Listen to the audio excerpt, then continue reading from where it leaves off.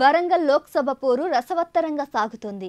BRS ticket ఇచ్చాక ఆ పార్టీని వీడి కాంగ్రెస్ లో చేరిన కడియం కావ్యకు నియోజకవర్గంలో గడ్డు పరిస్థితులు ఎదురవుతున్నట్లు తెలుస్తుంది. కడియం ఫ్యామిలీ ఓటమే లక్ష్యంగా మందకృష్ణ మాదిగ చక్రం తిప్పుతున్నారనే టాక్ కూడా నడుస్తుంది. అటు బీఆర్ఎస్ సైతం కడియం ఫ్యామిలీని ఓడించాలని కసితో పనిచేస్తుంది. దీంతో వచ్చే ఎన్నికల్లో కడియం కావ్య ఓటమి తప్పదని ప్రచారం సాగుతోంది.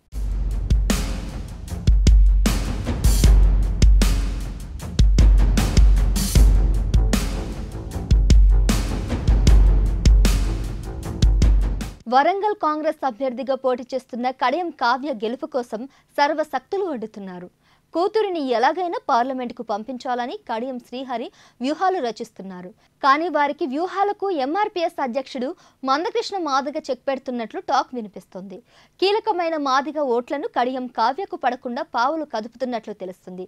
మరోవైపు కాంగ్రెస్ లోనే వర్గపోరు కడియంకు తలనొప్పిగా మారింది. వరంగల్లో కాంగ్రెస్ కు చెక్ పెట్టేందుకు బీజేపీ మందకృష్ణను రంగంలోకి దించింది. ఇక్కడ బీజేపీ అభ్యర్థిగా పోటీ చేస్తున్న ఆరూరి రమేష్ ది మాదిగ సామాజిక వర్గం కావడంతో కడియం ఓటమి లక్ష్యంగా మందకృష్ణ పనిచేస్తున్నారు. అంతేకాకుండా ముందు నుంచే కడియం మందకృష్ణ మధ్య వివాదాలున్నాయి. దీంతో ఆత్మీయ సమ్మేళనాలు, రౌండ్ టేబుల్ సమావేశాలు నిర్వహిస్తూ కడియం తీరును ఆయన ఎండగడుతున్నారు. మాదిగలకు కడియం తీవ్ర ద్రోహం చేశారని, అందుకే ఆయన్ని ఓడించాలని మాదిగలందరినీ ఏకం చేస్తున్నారు. ఇందులో భాగంగానే కడియం కావ్యకు ఓటు వేయొద్దని మాదిగలు తీర్మానించుకున్నట్లు సమాచారం.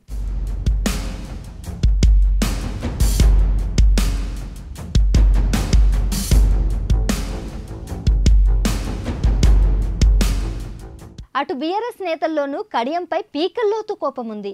కడియం ఫ్యామిలీకి బీఆర్ఎస్ టికెట్ ఇచ్చాక పార్టీ మారడాన్ని వారు జీర్ణించుకోలేకపోతున్నారు.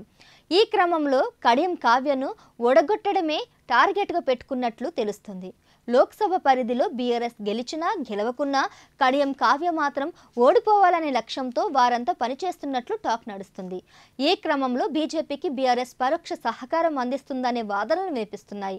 అటు ఆరూరి రమేష్ బీఆర్ఎస్ మాజీ ఎమ్మెల్యే కాగా ఇప్పటికీ నియోజకవర్గంలోని ఆ పార్టీ నేతలతో ఆయనకు మంచి సంబంధాలు ఉండడం బీజేపీకి కలిసొచ్చే అంశంగా చెప్పవచ్చు.